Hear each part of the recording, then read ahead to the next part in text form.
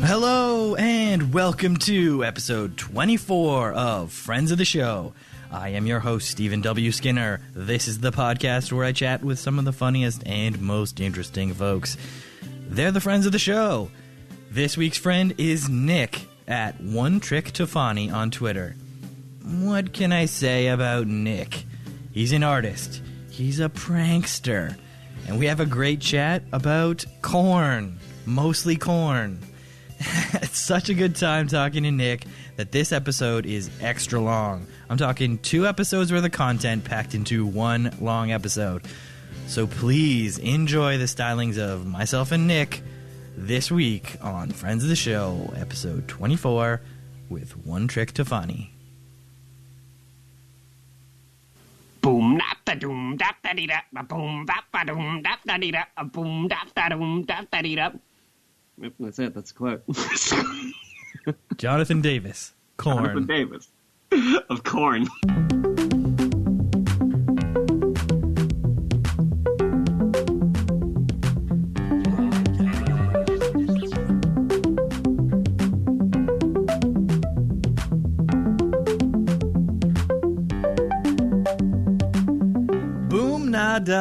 Na-eema, indeed. Thank you for choosing that quote, Nick, and welcome to the podcast, Nick. Oh, hey, welcome to the podcast, Stephen. Welcome to the podcast, Nick. Thanks for coming on. Thanks for having me. At One Trick Tofani is your Twitter handle. We should mention that right off the top.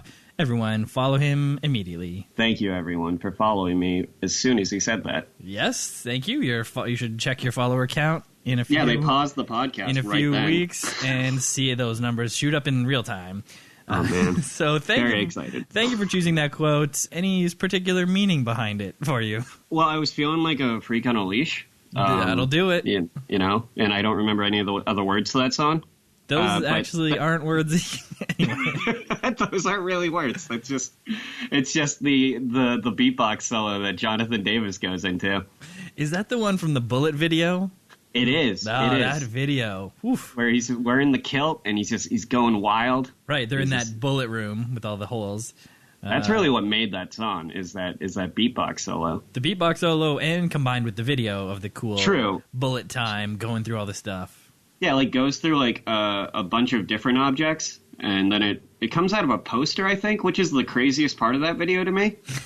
It's just like some cartoon kids and then a cartoon security guard, and he falls over and his gun goes off, and then it just goes into the real world for some reason. And then it comes back at the end of the video, and the little girl uses some sort of psychic powers, stops the bullet, and then hands it back to the cop, like, yo, check it. Well, yeah. I mean, it's, interesting choices for videos, and I think that was a good one. It's up there. It's up there for top 5 music videos of all time. Pretty good. And he yells at the bullet, and then the bullet goes, right? I remember that part. That's right. That's right. It spins all around them. Like, I just remember the one part where the bassist is just like, whoa, look at this bullet, man. I know that part. He's like, his eyes go wide, and the bullet, just floats around him.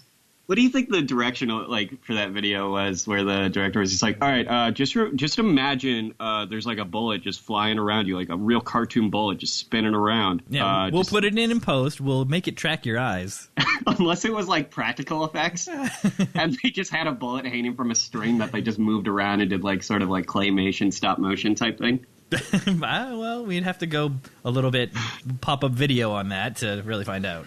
Yeah, we'd really have to research into Freak on a Leash, which I'm not willing to do. So, listeners, if you have time right now, go ahead and research Freak on a Leash. And be sure to follow Korn. Yeah, follow Korn on Twitter, and be sure to tweet at One Trick Tofani when you find out. Please do. Send me your favorite Korn song. Yeah, and I think that comes up later. I think we have a question about that. Well, coming up later in the show. That's a tease for all you listeners out there. Whoa, spoilers. Super spoilers. So, I guess we should just say who you are. You're Nick. I am Nick. Yes. You are a Twitter user, very funny guy, and also artist. Oh, thank you. I'm so flattered. Yeah, great artist, and you have a very cool, unique style. Like, no one draws it quite like you. I appreciate that. Yeah, it's tough to find your own style, but I guess I kind of did. I just kind of stumbled into it. fell ass backwards into it, and here we are. Here I am in Art Town. Yeah, Art Town. You're a card-carrying member, and you've recently, I think we'll plug it at the end of the show, branched out into the T-shirt game. Very I did, cool. yes. Yes, under the, I was really anxious about that for a long time. I'm a pretty anxious person. So I never really got into it for a while just because of just nerves, really. But I kept asking people who did it, what do you do? What do you go through? And I remember I asked Pixelated Boat. I asked him what he did, and he told me about TeePublic. And fast forward like 6 months later, I finally do it. Yeah. So I mean, it's been going good. Yeah, I think it's been going good. I keep seeing people taking selfies with all your cool shirts in That's my favorite feed. I love seeing that. I think you did like a big collage of all your Twitter models go ahead and model the shirts for you. It's like bonus promotion and all that good stuff just for freezies. Yeah, I mean, that's honestly my favorite part is just people sending me pictures of them wearing it. It's so crazy to me. Like, it's really surreal. I mean, there's no real work that I do other than making the designs based off the site I go through. But just seeing people wearing my designs is just really awesome. And it's really, what's the word I'm thinking of?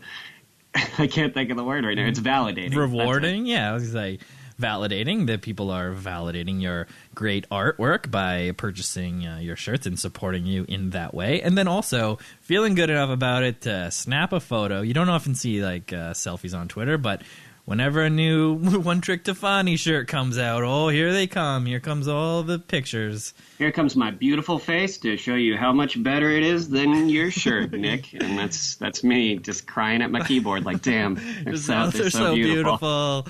All those beautiful faces. They're so beautiful. Like, who have I seen wearing those?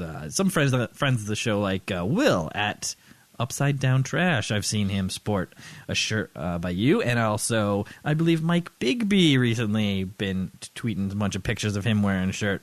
I think he was wearing one at the bowling alley. It wasn't even about you. He was wearing it. He was just at the bowling alley wearing. I didn't even see that picture. Yeah, exactly. Oh, he's just in a bunch of pictures just wearing the shirts. It's not just even about. He's wearing it in public. It's not even about promotion anymore. It's just he just loves it. Damn! Wow, that's wild. It is cool. Yeah, that one does seem to be very popular. The Good to the Bone shirt. And I guess you can get a variety of sizes and colors, hoodies and phone cases, all kinds of good stuff, and right? Onesies in some of them. You can get onesies. You can get onesies. You can get a Stay Weird onesie. Yeah, you can get a Stay Weird onesie. So even if you don't have a baby, you can like put it on your cat. That would be small dog. That would definitely be following along with the tradition of the Stay Weird theme. Stay Weird, cat on cat. Yeah, no, that's wow. If you asked me 5 years ago where I'd see myself, I would not say having someone wear one of my shirts at a bowling alley. That's crazy to me. Yeah, definitely wouldn't have thought a T-shirt magnate. T-shirt magnate. Wow, what a T-shirt magnate is. Yeah, it's just really cool just seeing it. And I mean, of course, when I made that collage of people wearing their shirts, it wasn't everybody that sent me a picture, but I just asked people. Impossible. And it was just first come, first serve. Whoever said yes. Impossible to get everybody on there, you know? I mean, I'll do another one, of course. Yeah, a bee collage for the bee fans. Yeah, just... in case you don't like the first collage as much, you can go for the second one. Yeah, if you're more of you hate to see handsome and attractive models, give me some of that B-level regular people models. Give me some of those gorgeous people instead. Yeah, the real people. That's what I like. I'm sick of these beautiful people, these models that you keep hiring and giving your shirts to wear online. Yeah. Stop it. We all know you're behind it. Yeah, I actually found all these people in J.Crew, which I don't know why that was the first place I went Your with. pulls are a little off. We'll keep working on it. We'll keep working on it. I'll workshop it in my own private DM. Well, I'm glad that we mentioned that, so I'll mention it at the end of the episode where you can go and get all of these cool T-shirts. I am saving up to get one myself, and I hope that I'll be able to do that soon. Someday. Well, the U.S. exchange rate, I'm up here in Canada, and our dollar, as you know, is not worth as much. So it's like I got to work twice as hard. I got to work, 3 months' salary for. Got to work down in those poutine mines. That's right. Make that money. These curds aren't blasting themselves into these fries. They're not blasting themselves, these curds. Yeah, these curds. Out of context, even in context, it's very weird. I might have to edit that out. What did I edit out, you ask? You'll never know. No, you got to keep that in now. And that's going to be your bio. I'm blasting these curds. Can I get that on a shirt? Yeah, I'll make a shirt that says blasting these curds. Blasting curds. And then just a picture as soon as you buy it, I'm going to take it off my store. Just so you're the only one who owns it. Yeah, and then I send in the picture and you don't even put me on the B Squad. B Squad collage. You're not one of the people I hired. Get out of here. Beat it. Beat it. J Crew, more like F Crew. Like this is my F collage. It's just Steven. Just me. It's just Steven. And I put an emoji over his face. Well, that's probably for the best. No, you're beautiful. Oh, I appreciate it, Nick. Thanks. Well, all right, so that gets to the bottom of that. So I guess it's almost time to get in to some of your stories. You give it a bunch of options, and I just can't decide. Wet leg at a pizza party. Oh God! All right. No, if you want to back out of it, we can. No. I can tell this one. It's not really funny. It's just kind of a really unfortunate thing that happened to me. All right. I think who was it? I think it was Hinckley had like a story making contest. This isn't the story. This is just kind of. I just remember we were in a DM together, and I just started talking about it, and I just told everyone about it. I don't know if anyone actually read that novel that I wrote, but the people who did were pretty shocked by it. So, this happened, I want to say 2 years ago, and some friends of mine were having a pizza Thanksgiving party, and the theme of the party was everyone just bring their own pizza, and that was it. Just everyone bring their own pizza. It doesn't matter where it's from, as long as it's pizza. Nice. I can get behind that idea. BYOP.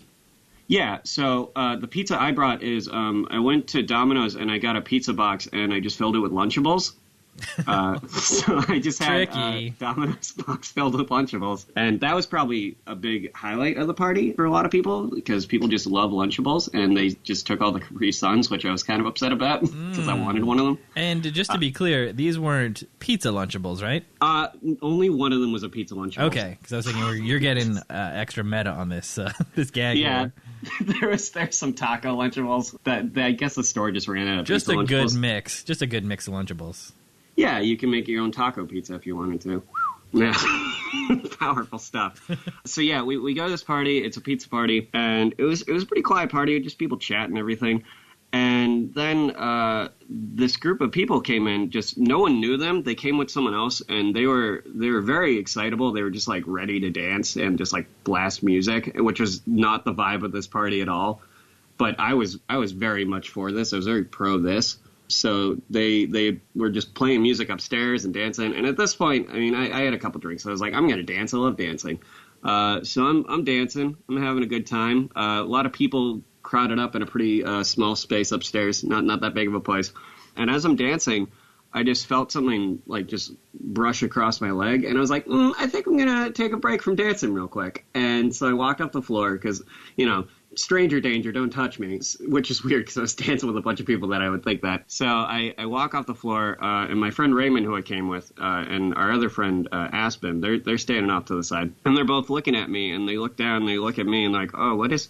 And Raymond comes over, and Raymond's like the most sincere person I've ever known. He's got a real like childlike wonder spirit to him, and he just says, "What's that? What's that on your leg?" I'm like, "What?" And I look down, and there's just a glob of white, and I'm just like mortified. I'm like, "Oh God, what is that? What could that be?" He says, "Well, maybe it's frosting from the cake," and I got really defensive, and I regrettably just yelled at Raymond like, "Raymond, this is a pizza party. There are no cakes here." And so he goes the extra mile, and he leans forward, and he puts his finger into it, and he touches it. Raymond. And in response, of course, I touch it too. I'm like, oh, okay, like, I guess it's fine to touch. It didn't burn his finger immediately. I guess it's fine to touch. Touch it. At that point, we realized this was excrement from a person. I guess that's not the right word for it. No, definitely not the right word. I'm just trying to, my Christian youth group's going to listen to this, so I don't want them to But excrement is okay. Excrement is totally fine. Excrement's fine. We talk about that every week at my youth Bible group. We skateboard, and then we read the Extreme Teen Bible. So, yeah, we touch it, and I'm freaking out. I'm like, oh, my God, Raymond, I'm just like, this is cum. And he's like, no, it's probably glue. And I'm like, no, Raymond, we're touching it right now. And it's like, it's not sticky, so it's obviously not glue. So I'm mortified, and I'm ready to go. And about 5 minutes later, we left. We didn't really say bye to a lot of people. They call that the Irish goodbye, I think. Yes. I'm Irish, so I can say that. Yeah, you're allowed to. It's not racist. And also, you're allowed to leave a party without saying goodbye. And it's it makes you seem cooler, more aloof, more mysterious. Because maybe they're like, oh, man, wonder where Nick went. There's probably a big sale somewhere. All right, so at this point, you still don't know what it's going on or what? Like, Nick, you got to know. At that point, I realized it was definitely ejaculate from a person. And I left, and we get home. I just take the pants off. I throw them on the washing machine. I throw them on top of the washing machine, mind you, because I was just like, I'm not dealing with this. And I go to sleep. I just pass right out. I wake up the next day. And I go through the entire day I don't think about it at all. Like, I don't remember this happening. And it's about, like, around 9 o'clock at night. And I'm playing Rock Band with my other roommate, Bobby. In the middle of it, my eyes just widened. I don't know what triggered this memory. My eyes just wide. And I'm like, someone came on my leg last night. And he just goes, what? And I run to the washing machine, and I grab the pants, and lo and behold, they're just like crusted over, and it's disgusting. And I'm like, oh God, it did happen. I didn't imagine that. Oh God, like this wasn't a made up memory I just came up with. And so I'm just like shaking.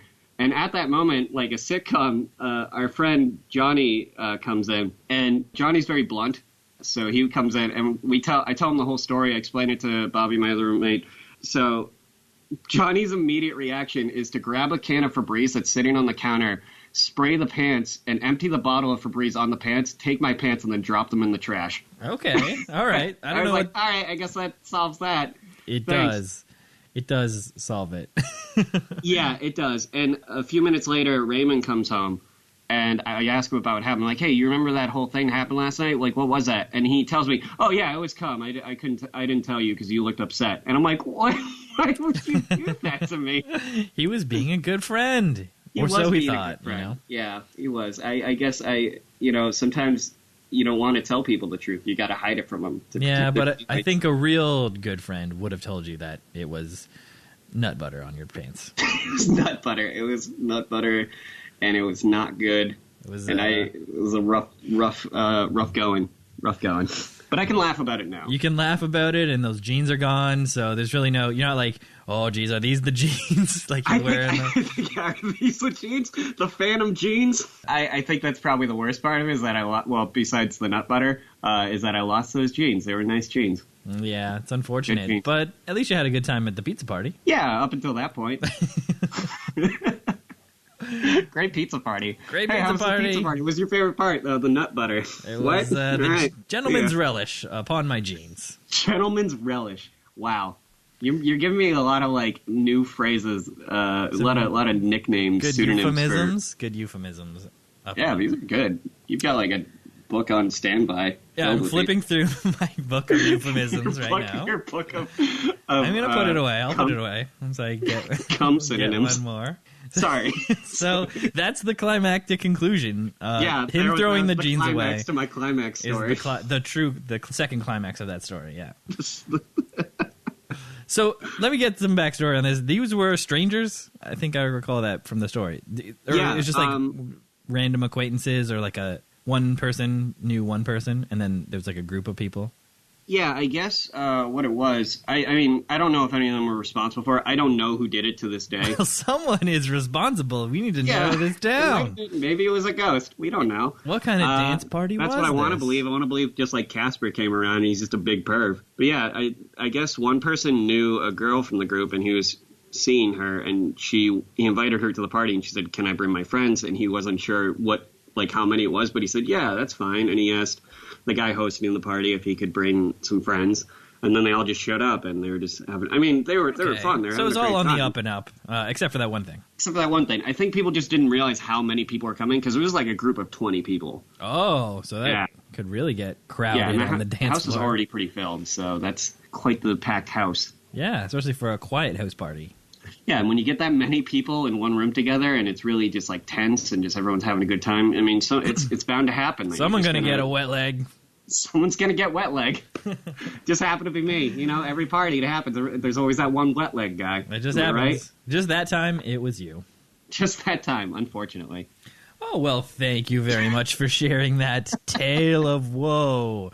Sorry that you lost your jeans, but that's just how it goes in the party game. Yeah, got to deal with loss in our own ways. All right, now I'm not sure if we have time for both stories, but let's pick one. Either the real bologna or bathroom turtle. Oh, man, they're both really... They're also both traumatizing, by the way. Oh, I can't wait. Can't wait to get into it. Yeah, I'll tell the bologna story, because people seem to like that one that I've told about it. And I think it's pretty funny, as terrifying as it was. And it's also not as gross as the turtle story. So, okay, good. Yeah, because we already hit a little. Yeah, we hit kind of hit the threshold for gross. I think I set the bar for grossest thing said on your podcast. So I used to work at Kohl's. It was a very on and off gig, and I mean, I didn't like the job because it was retail, obviously.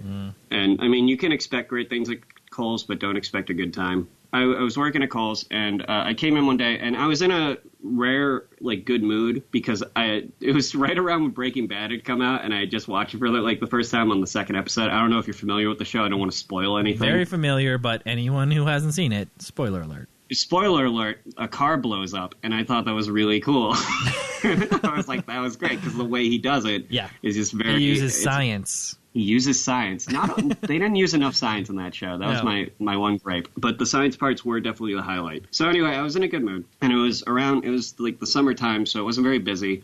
And it was me and this one other guy, Ricardo, working. And I come in, and I'm pretty jovial. And then I noticed that there's like this really bad smell. And it smelled like rotting bologna. Like, it just smelled like a really rotten, like, bologna sandwich. And which is weird, because I don't have anything to gauge that. Like, I've never smelt a rotting bologna sandwich. I was going to say, you rot bologna often? Yeah, I do it. I do it as a hobby. You just age it? Just a passion project, you know? I just rot bologna in my free time. Just rate the smells. Oh, that's a rank one. Ooh, that's a good one right there. That's a real smelly bologna. So yeah, I say to Ricardo, because he's been there for a bit, I say to him, hey, do you smell that? Like, what is that? And he's like, yeah, no, I think it's salami or something. And in my mind, I'm a mean person. I'm just like, it's bologna, you idiot. Like, I don't say it out loud. So it's not busy, so I'm looking around in the trash bins to see if someone maybe threw out a sandwich and it just hadn't been emptied out. Like, someone just threw out a really rotten sandwich in the front of the store. But I noticed that the smell is coming and going. Like, the strength of it fluctuates. And other people in the store are talking about the smell. Like, people in the jewelry department, people on the other side of the store. I don't know if you've ever been to a Kohl's. I don't know if they have them in Canada. It's a bookstore, right? No, it's a clothing store. Okay, then no. They do no. They do have some books. So yeah, Kohl's is a clothing store, and so I'm looking around to see if maybe someone like threw out the sandwich, trying to figure it out. But it's very strange that other people in the store also smell it. I'm like, wow, this is a really rotten bologna sandwich. Like, I've rotten some bologna in my time, but nothing this bad. This is off the scales. This is off the scales. We've never seen bologna of this magnitude. So I'm looking around, trying to find this, and a woman comes up. I'm ringing her out. I take a break from my bologna search party, and I notice another lady standing off, like, in my peripheral. Have you ever see Grease? Are you familiar with Grease? Oh, yeah, Summer Lovin'. Yeah, that's happens so fast. Yeah, we watched Grease. No, so Sandy from Grease.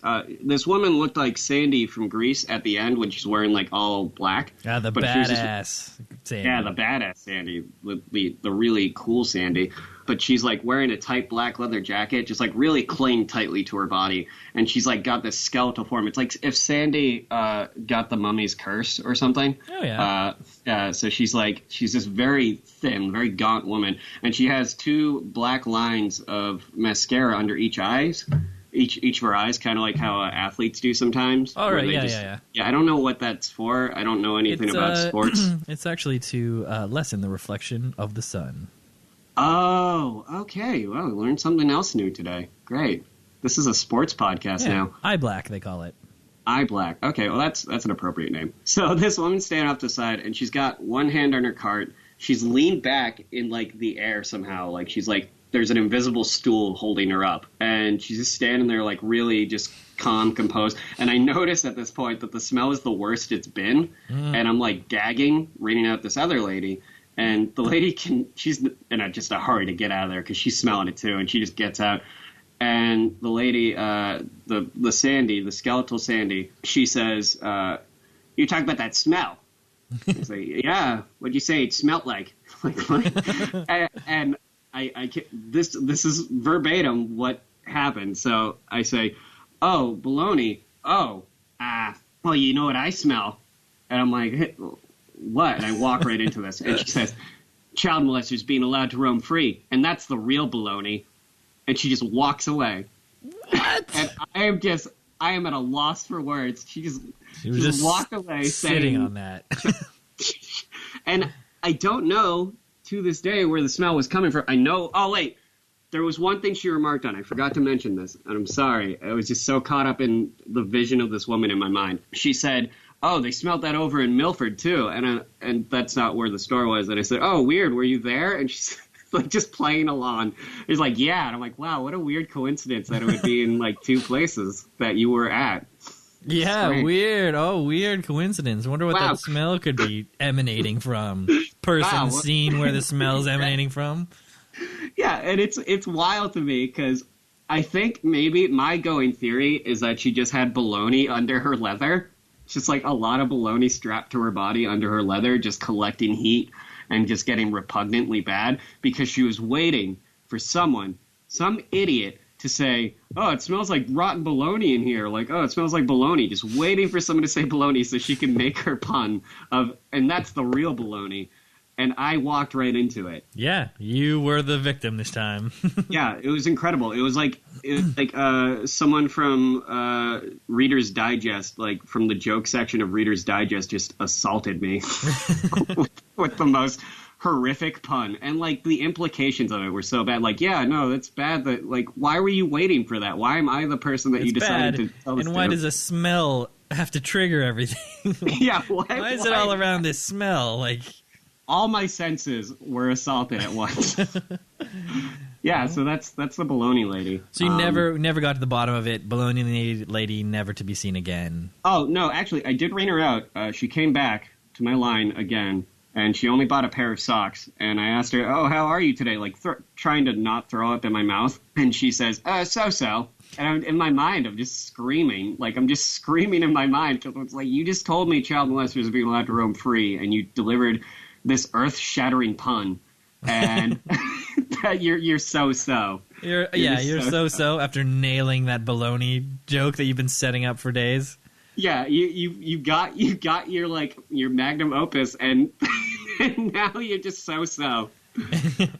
Give me these socks, right? Yeah, like it's like if Homer released the Odyssey, and they're like, "Oh, how do you like? Everyone loves this. Like, what do you think?" He's like, "Meh, so-so." Yeah, all right, all right. Better. That's the only book I can think of. I don't know how to read. Yeah, that's why I was wondering, because you're working in Kohl's, which up here is a bookstore, and obviously down there, wherever that is. What state are you coming to us from here, Nick? Massachusetts. Oh, the Boston one. The Boston, Massachusetts. That's right. Right. As opposed to the other Massachusetts. Toronto, Massachusetts. Toronto, Massachusetts, yeah. That's right. Well, you know, in Canada. That's a good Massachusetts, right? They got MIT. They got MIT. Yeah, top four Massachusetts for sure. Yeah, good knowing. Good to know. So, not picking up that real thick accent though. So you must. Oh yeah, be on the outskirts I was born with of town. a speech impediment. Yeah, sorry for interrupting. I was born with a speech impediment. My whole family has really thick Boston accents. They're very Southy. And they like say "park the car," like it's wicked pisser kid. What are you talking about, you jabron? Like they all talk like that, but I don't because I was born with a speech impediment, and I went to speech therapy for so many years that I just have no accent whatsoever. Wow. I guess to them I have an accent, but yeah, you probably have an accent somewhere, right? You have like a North American accent. Yeah, like if I went to Minnesota, everyone would be like, "Wow, weird accent." So it's like everyone everywhere thinks you have a weird accent because you just have a regular just words. All I have are words. Yeah, you're just that word guy. He says words regular. Get him out of here. Get him. Get that freak. Get that word freak. Get my car. It's in Harvard Yard. Get my cat a having yard, kid. It's wicked pisser. That's all I know. At least you can do the voice, right? Because I grew up around it. You probably, you probably had to use it in certain situations. Yeah, like when I go to the underground Irish fight clubs in Boston, you have to have that accent, or they'll know that you're a cop. Yeah, they won't let you. Which I am. They won't let you fight.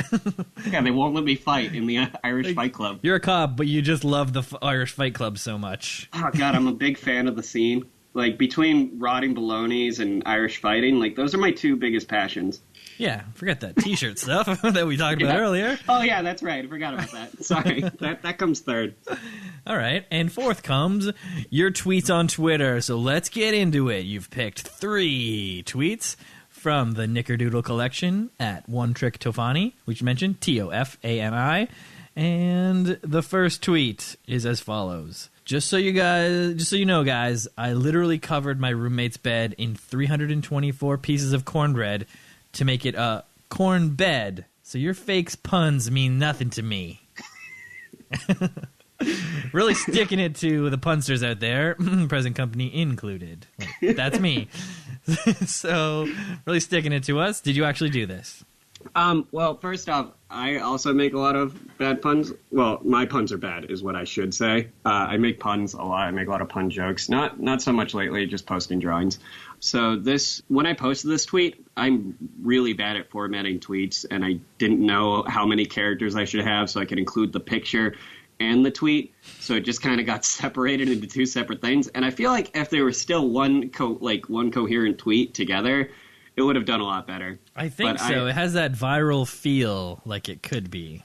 Yeah, it's like a D-grade meme on the internet, apparently. Yes. Yeah, like, people see my friend from the picture, my best friend Mike, who was my roommate at the time, and they're like, "Oh, you're the cornbed kid." Like, every now and then he'll have that happen, and he's like, "What? Why do you know what that is?" That's so weird. Like, internet-specific niche meme famous.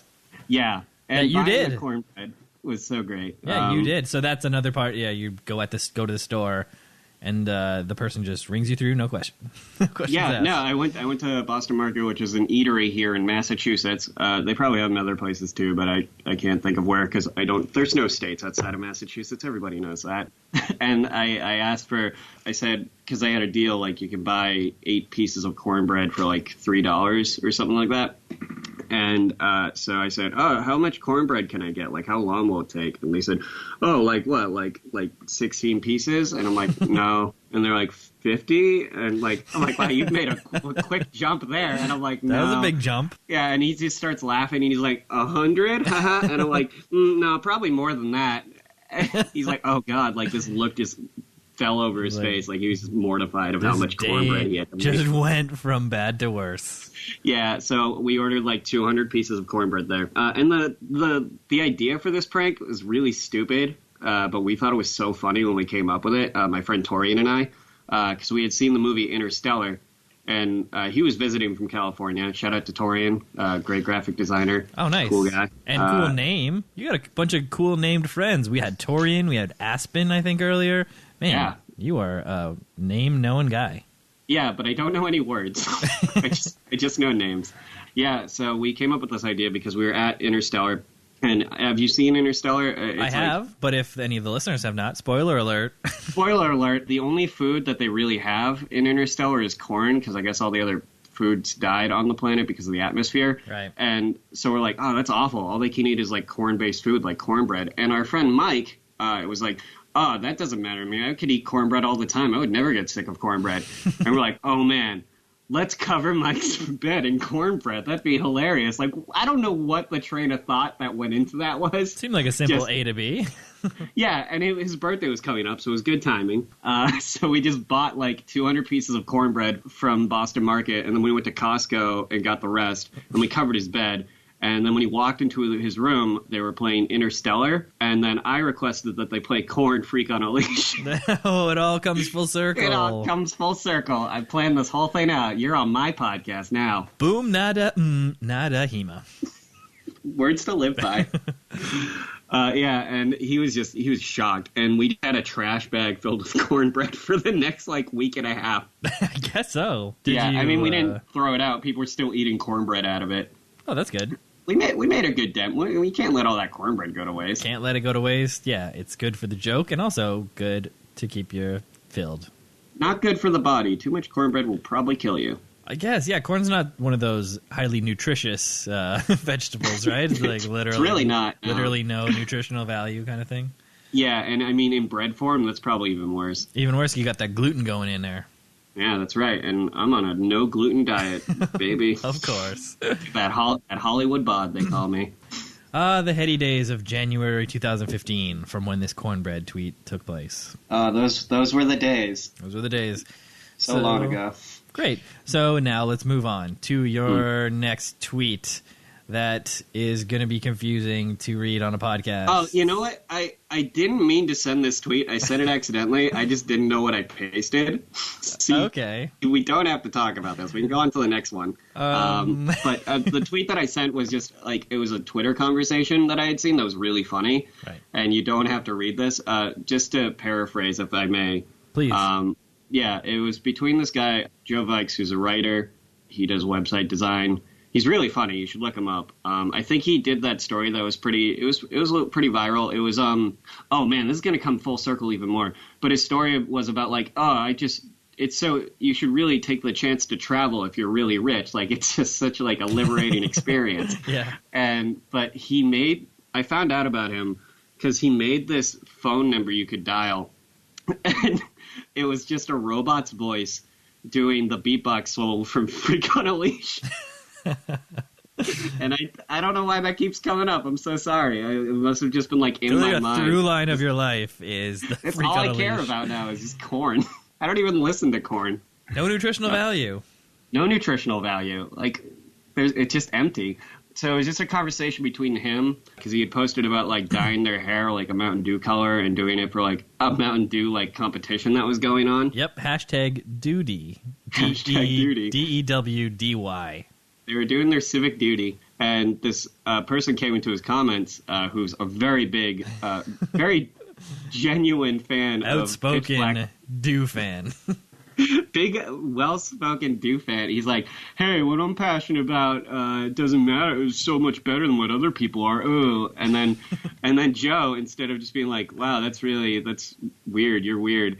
He's like, hey, like, he wanted to get to the bottom of this and really just know this guy, and just asked him, like, hey, like, why, like, explain to me, why does Mountain Dew mean so much to you? I want to understand.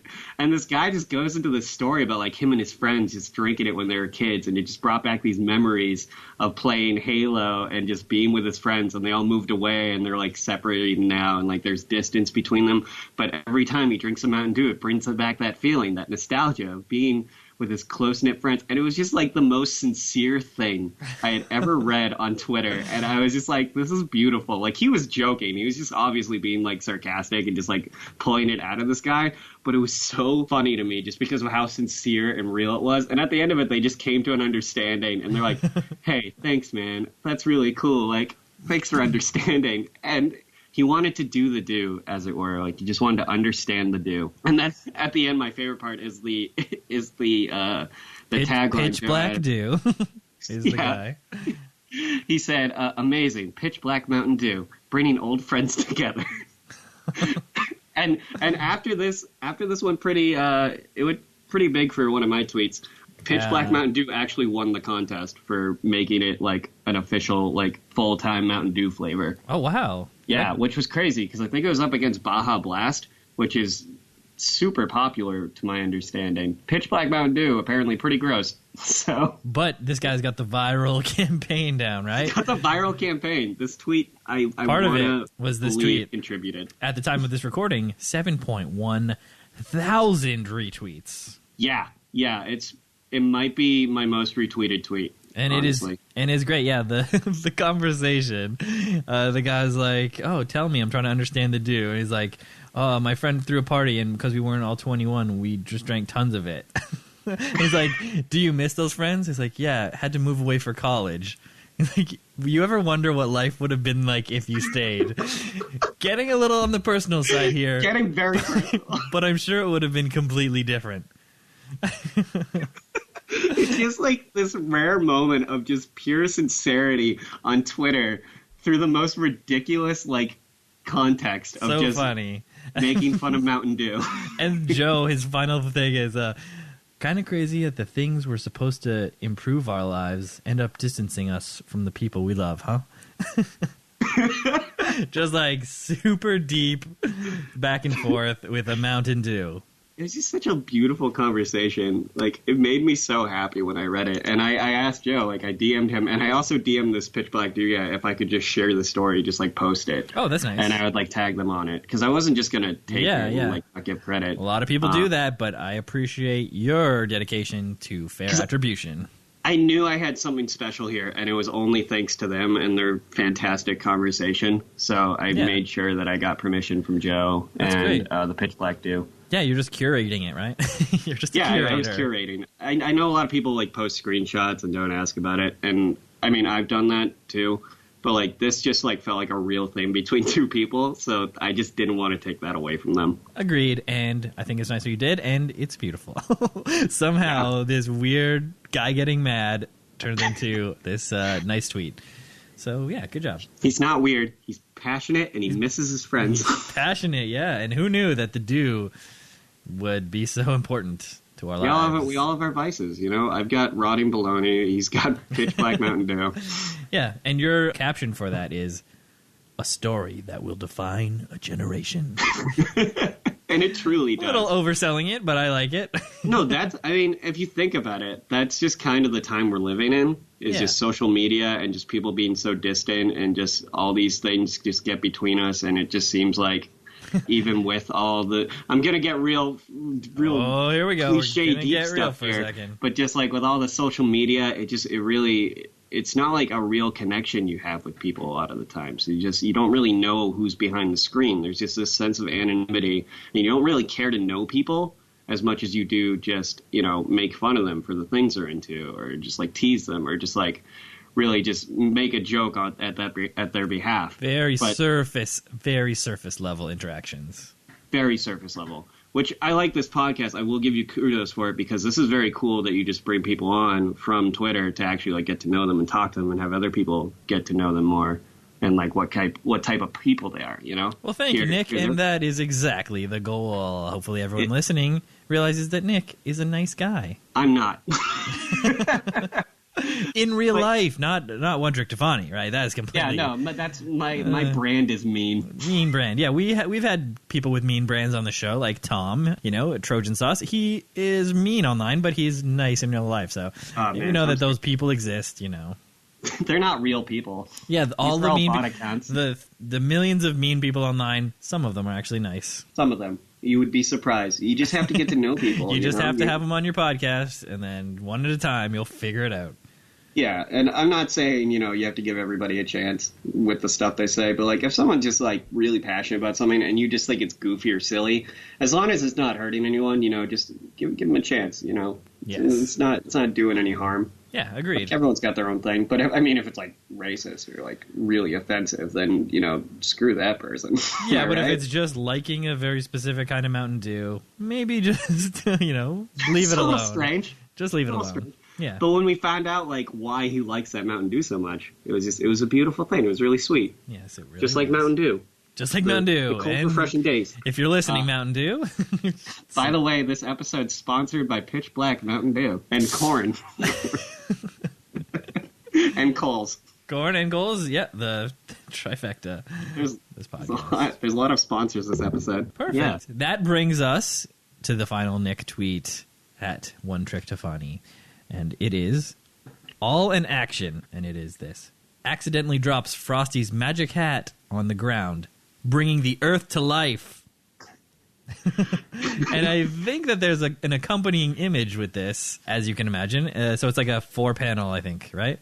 Yeah, so for listeners at home, if you want to read along, you can look for that tweet. I'm sure Steven's going to link it. Link in the show notes. It's a little comic of a little boy holding Frosty's magic hat and about to put it on his head. And then he drops the hat, and it just brings the earth to life, and the earth just starts screaming. So the final shot is like the pale blue dot picture, like from space, of the earth, but it's just a face, and it's screaming.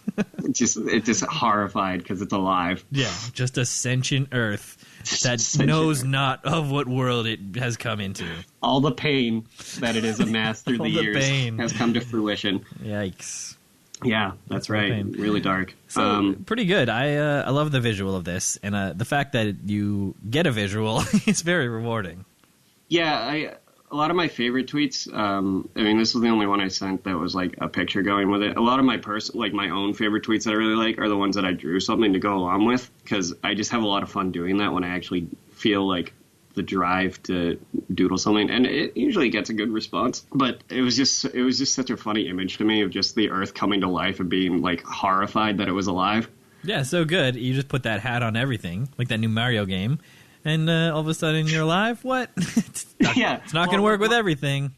Yeah, well, with the Mario hat, I think he like takes over their body, which is even more horrifying if you think about it that way. Yes, it is. He just his spirit goes into them and he takes over. Like I guess there's a part where Mario's hat he puts it on a businessman and he takes over the businessman's body, and it's the implications horrific, far-reaching.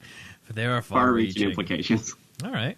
Well, very cool. Thank you so much for submitting those tweets. I know sometimes it's hard to choose between your own tweets, but thank you. Those ones were great. And even the one that I didn't think we'd be able to get through, the Mountain Dew one, I think we did. We talked about that one the most. We did. That was great. Perfect. So now we'll get into Nick's picks from other people, from literally hundreds of tweets on the internet. You've selected these 3 tweets. Do you have them in front of you? Yes, I do. All right. You ever think it's crazy how there's only 100 tweets on the internet? I say it every episode, and no one seems surprised. I'm like, you've picked from over 100 tweets. How did you do it? And they're like, I don't know. There we go. Here's a tweet. They don't pick up on your joke? No one has got it yet. You're the only one. Well, do I win a prize? Hopefully listeners have picked up on it. Yeah, I would hope a little Easter egg for you. Maybe they've only seen 100 tweets. You don't know. I don't know.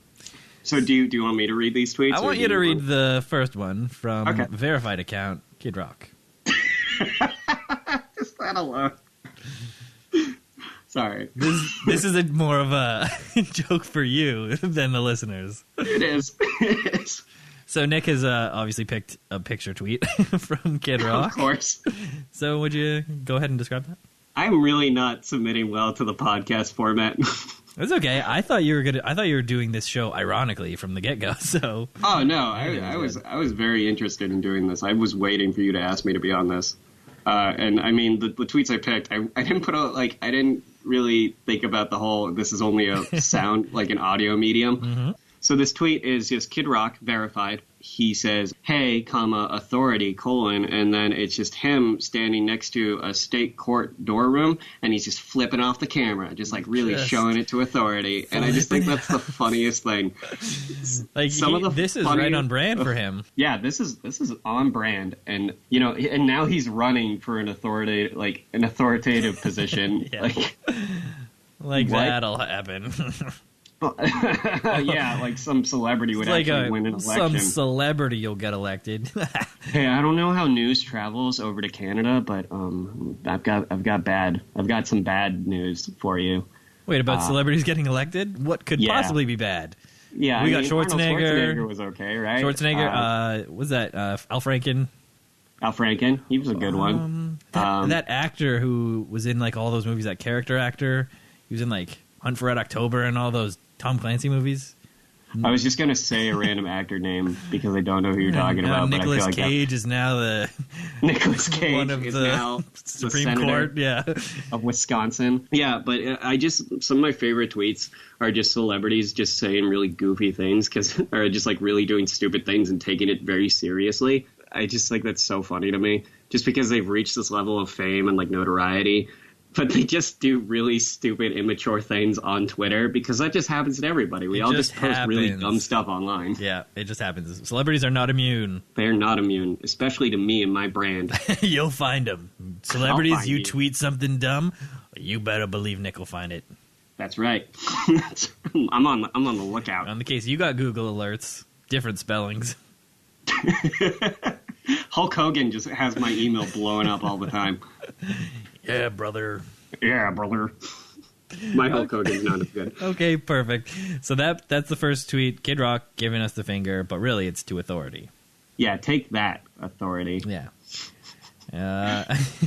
And the next tweet that you have selected is from one of our favorites, Keith at Ghost Krogh, Krogh.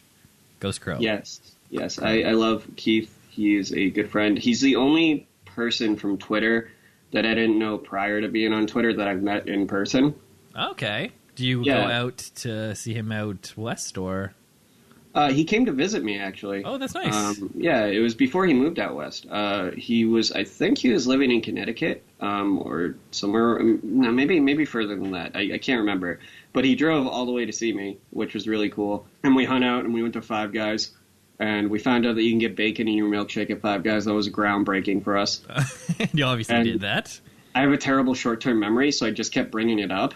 I just kept saying, wow, did you know that you can get bacon in your milkshake at Five Guys? And it became this just running joke of just me repeating the same thing again and again.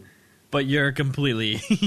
I was completely genuine. Like, I was just being serious. Like, wow, did you know that, guys? It's so crazy, huh? It's like, yeah, you just told us. And then we made him play probably the most terrifying game of all time called Sonic Dreams, which I won't go into. Oh, what platform is that on?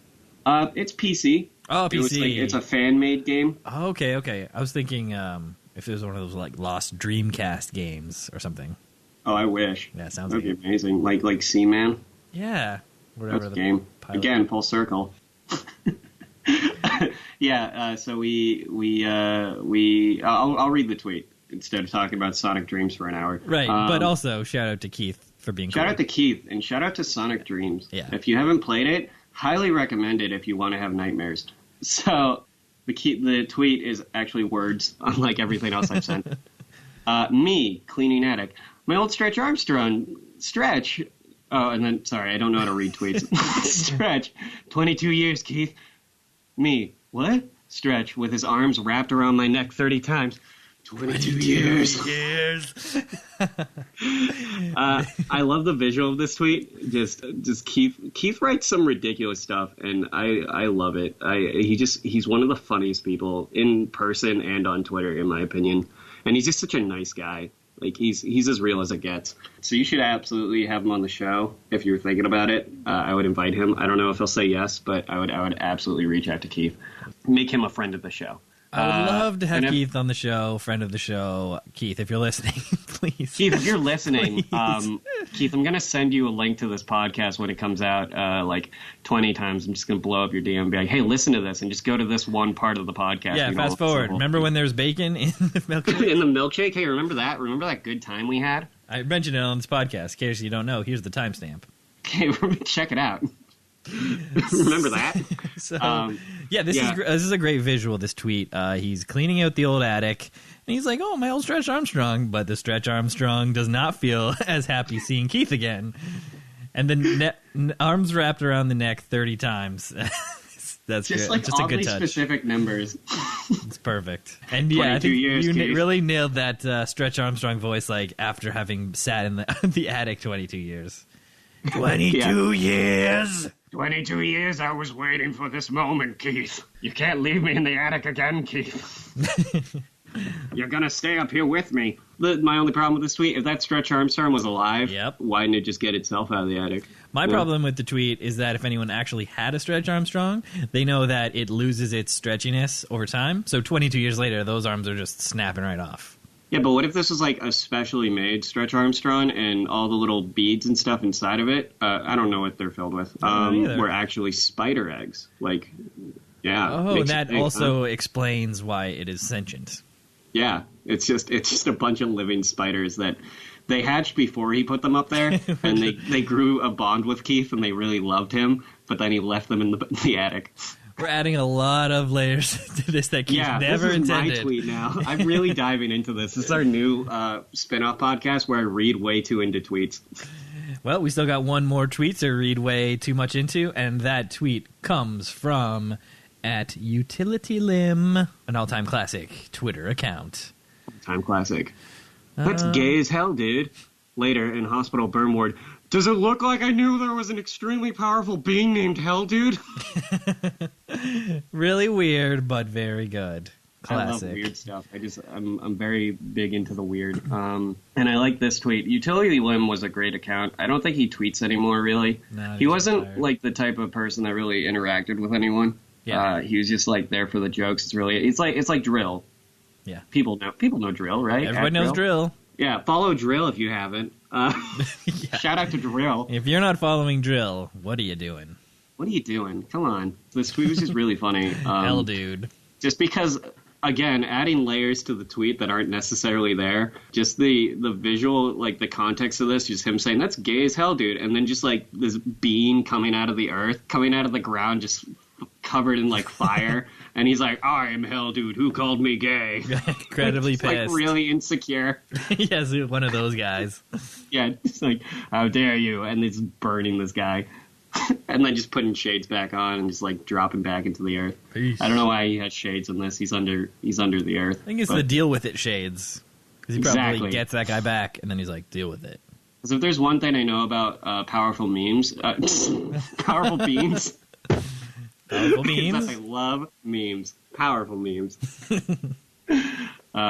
It's just a funny tweet to me. It's just a funny tweet, and I really thank you for selecting all those tweets from the literally hundreds of tweets that you could have selected from.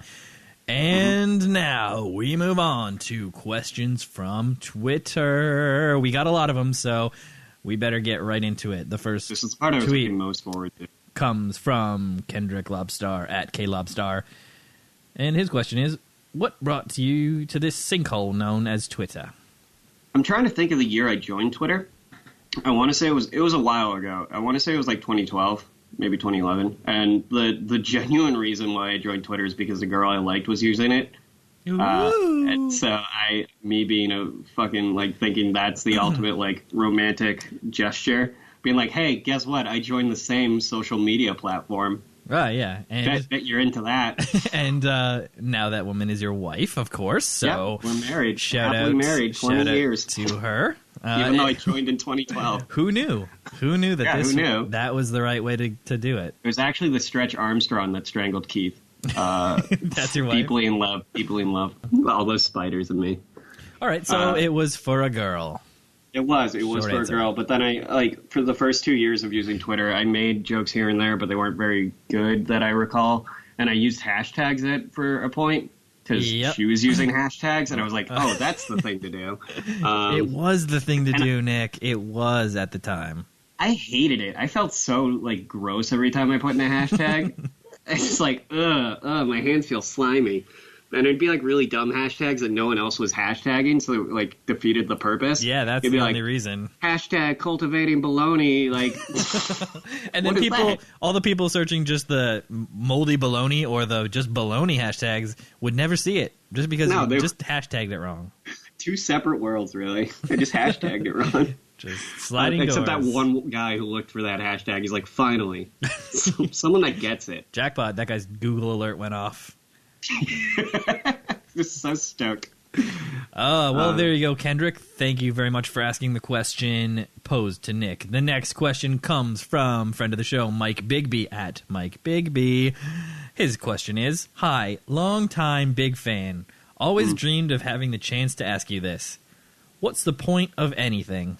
Wow, a lot of really just like, what is the point? Why did you do this? I guess people just see me as this like, why does any of this matter type of person? So maybe that's why they're asking me this. Yeah. Which I totally get. That's totally on brand for me. So what's the point of anything? Well, besides memes, because those are just great. Powerful memes. So powerful memes. I am hell, dude. Yeah, so I mean, just as someone as someone who's dealt with depression, as a lot of people do, and has gone through bouts with it and all that stuff, some tough times, you start to, the more awful things that happen to you, the more you appreciate like the small, like really good things. At least that's my belief. So like you start to notice like the beauty in the world. Like it's like that scene from spoiler alert. Here we go. Spoiler alert. Spoiler alert. American Beauty, where the guy's looking at the plastic bag and he's like, wow, this is art. This is it. This is what life is all about. And I'm like, wow, that guy must have had some really messed up stuff happen to him. Yeah, that guy was really onto something, but also for sure messed up. Yeah, I've only seen that movie once, so if I misremembered that scene, no, you nailed it. He's like, sometimes there's so much beauty in the world, I Can't stand it. But I have seen Not Another Teen Movie like 20 times, and they make fun of that guy. Oh, do they? So you know that parody scene a little bit better. Yeah, in the parody scene, he's like in love with the plastic bag, and like the plastic bag like tells people to do certain stuff. Okay, yeah. Pretty weird. Great movie though. If you haven't seen it, shout out to that movie, Not Another Teen Movie. Not Another Teen Movie, and I think that's the point, right? That is the point. Just just appreciate the little things, Appreciate the little things, and I love that. And I think we've mentioned it a few times on the podcast, like depression affects a lot of different people in different ways, and you gotta do your own thing to try and, overcome. And I think that's a great sort of little hack, if you will, to life hack. Yeah, life hack. Think of just not think of them, but notice the good things when they're happening and really appreciate it is the key. So that, your highs aren't as high, your lows aren't as low. Try to even it out a little bit. Yeah, you want to live in the now. Yeah, live in the now. Even if the now is a terrible car crash, you want to live in that now. At least, be present. You're only going to be in a terrible car crash once, probably. I mean, if you're able to astral project, go ahead, because that's really cool.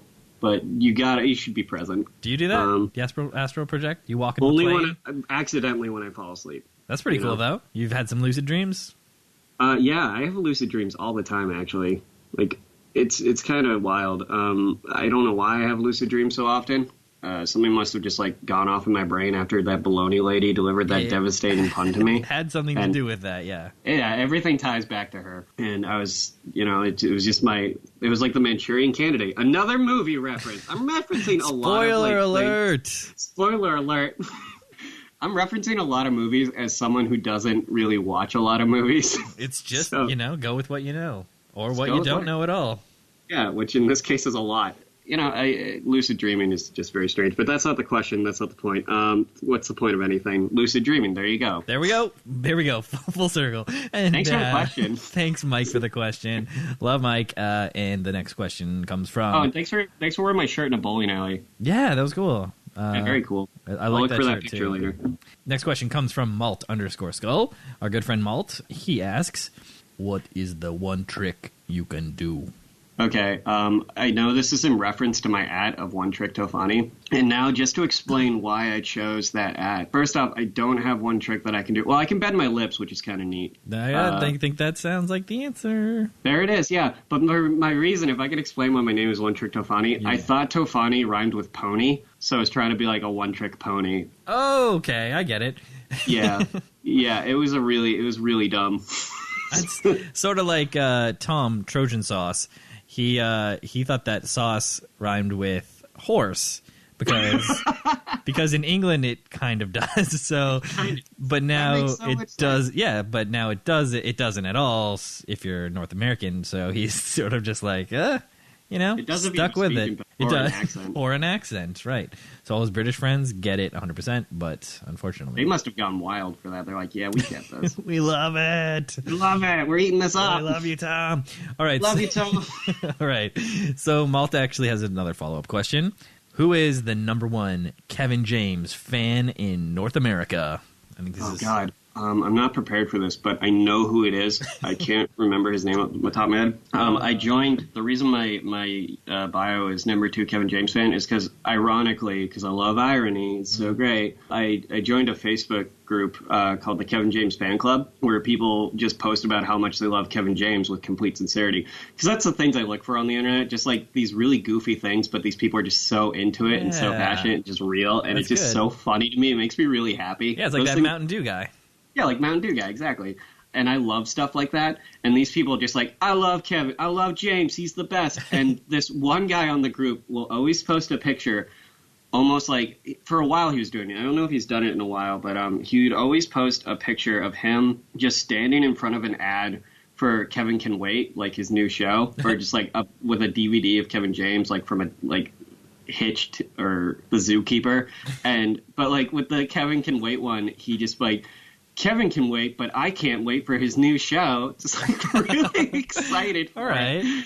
Yeah, just a real fan. And he's the number one fan in my opinion. Or the guy who says he wants to kiss Kevin James so hard that they fall in love forever. That would be some kiss, let me tell you. Yeah, and that's not even, like, that guy was very much serious, which I was like, Kevin's a married man. I don't know if that's a separate Facebook group. That's a separate subreddit right there. Yeah, you should look for that Facebook group. Shout out to Kevin James Fan Club. But don't ruin it for me. Let these people have their... Like, if you're going to join that group just to make fun of these people, don't do that. Join it sincerely. Only true Kevin James fans. Please apply. Only true Kevin James fans. Need apply. You have to, like, answer an 8-question quiz about Kevin James, and if you can't get at least 50%, they won't let you into the club. That's it. That sorts out the riffraff. Yeah, that'll keep them all out. Those knuckleheads. And hopefully they're not something that's easily Googleable. No, they are. I want to see something that's like a specific reference to a specific scene in a specific episode of the King of Queens or something. Yeah, there's actually an answer key right at the bottom. There wasn't a lot of foresight into this quiz. Well, very nice. Okay, let's move on to the next questions. They come from the aforementioned Will Benjamin at Upside Down Trash.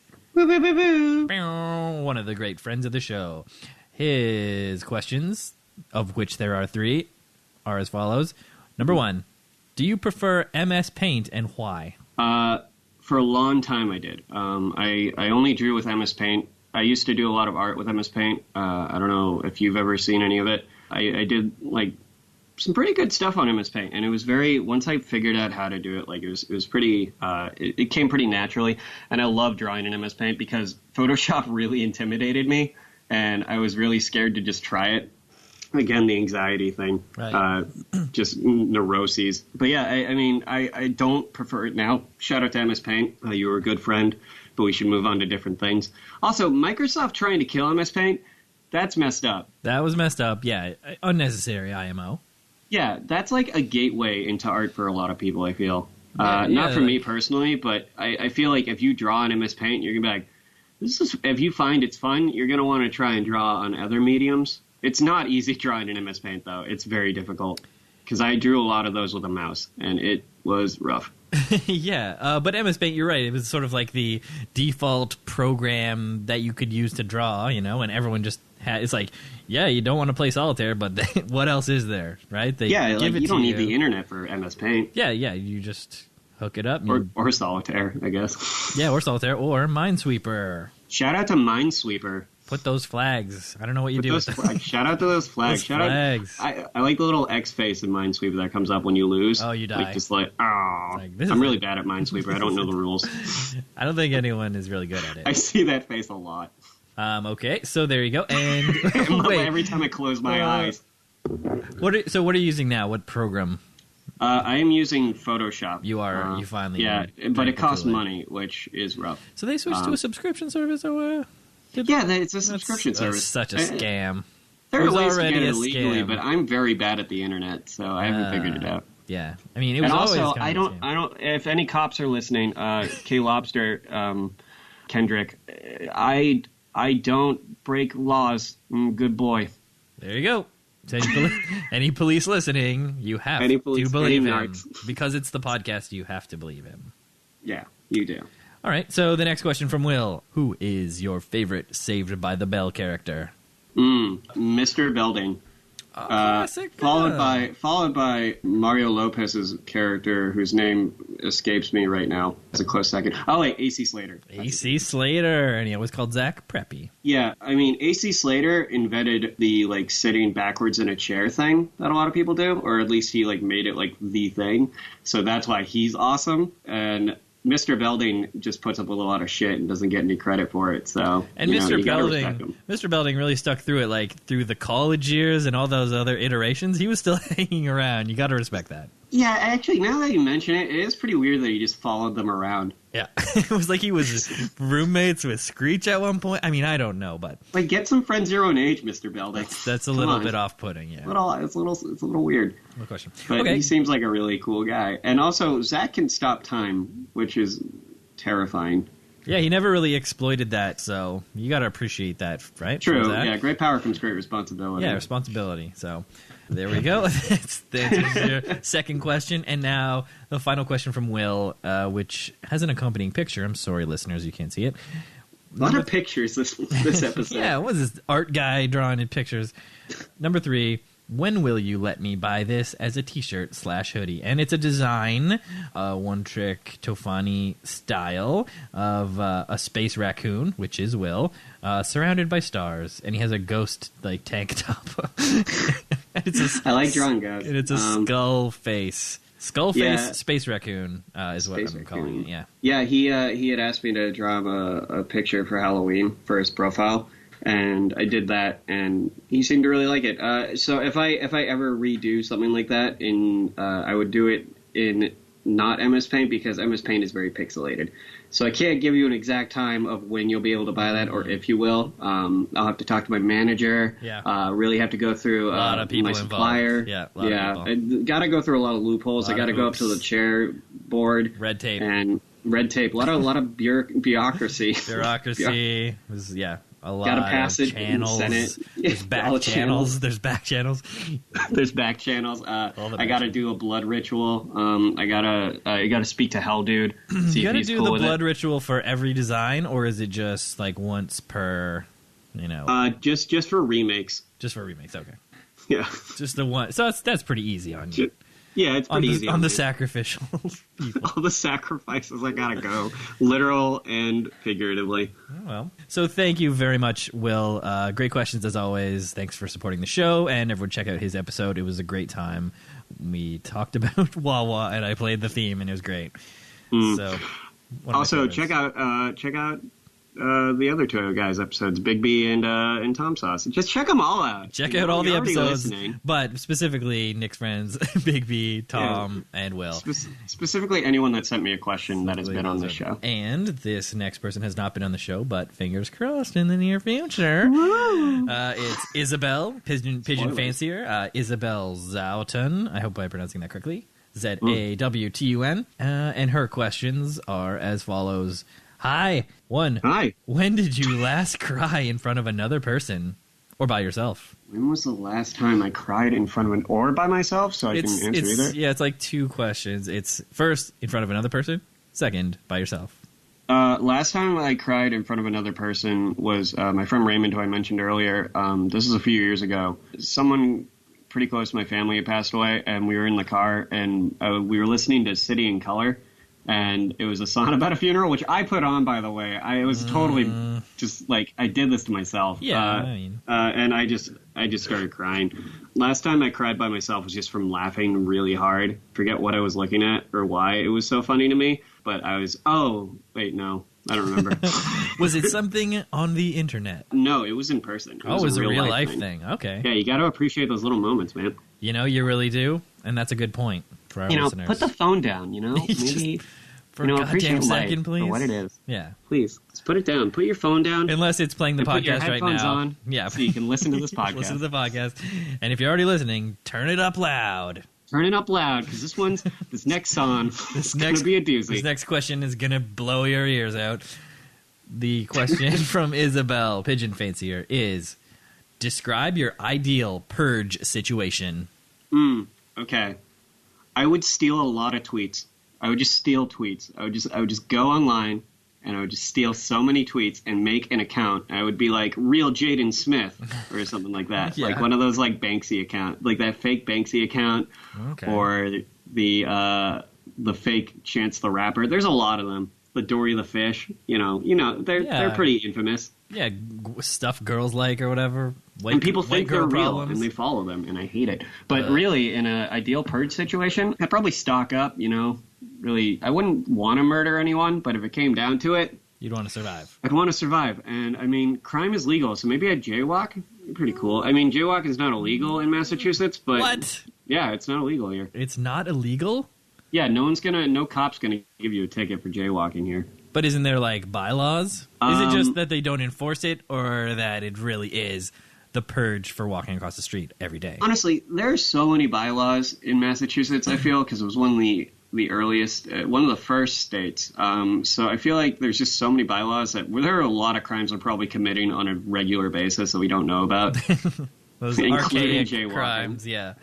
And the cops are just like, we don't have time for all this crime. We got to focus on the popular ones. Yeah. Yeah, like murder. Yeah, the murder, which happens a lot, I'm sure. Yeah, people love it. From what I hear. It's a trend. It's like that movie, The Town. Ah, yeah. Because that's the town. That movie that I've seen. Oh, yeah. Or The Departed. Yeah, it's exactly like, it's like kind of like The Town, but also a little bit like The Departed. But also like Good Will Hunting, which also happened in Boston. I just don't know. I don't know what he would have done if that guy didn't like apples. I think it would have really tanked that scene. The look in his eyes.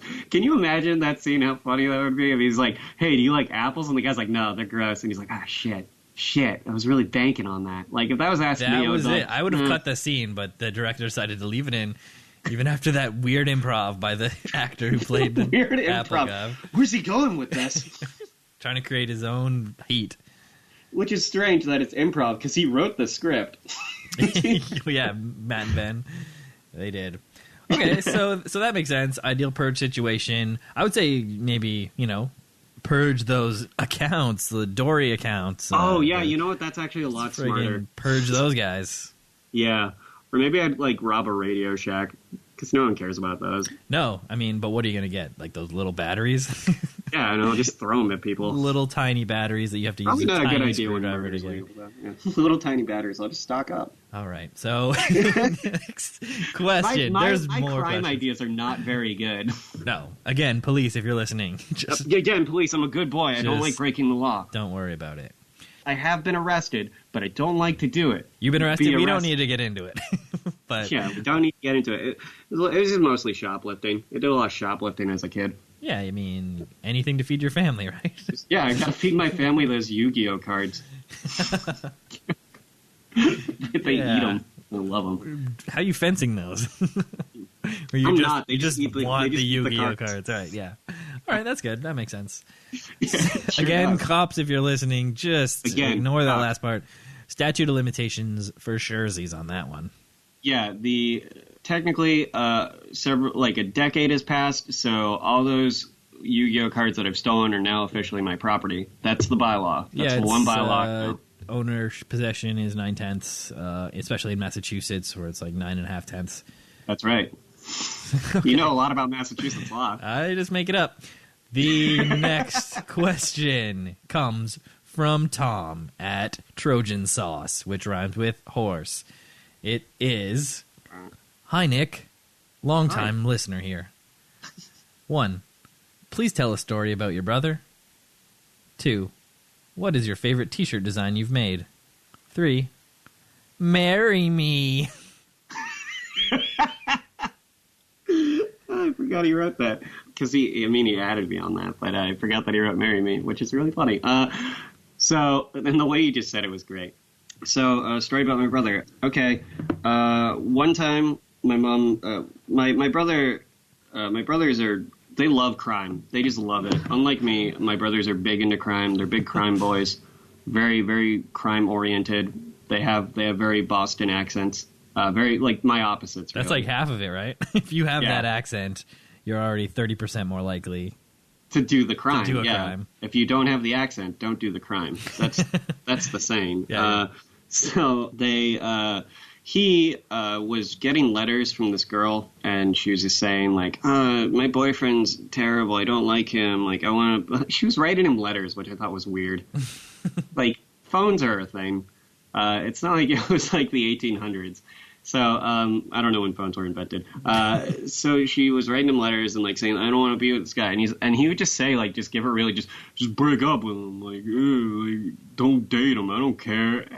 And then her boyfriend found out about it, and he got very upset and jealous. And he and a group of guys, they jumped my brother and beat him up. They left him for near dead on some railroad tracks. Just get real serious for a second here. No. And he dragged himself to a diner, and he called my mom with a payphone. True story. And he told her everything that happened, because he has a very good relationship with my mom. They have a very open dialogue. It's very sweet for a big crime boy. Yeah. So fast forward about a year, he calls my mom up again, and he's like, "Hey, Ma." She's like, "What is it, Tommy?" "Ma, like that, that guy that jumped me." I'm trying to sound as best I can like my brother Tommy. You said he's you could do the very accent. big guy.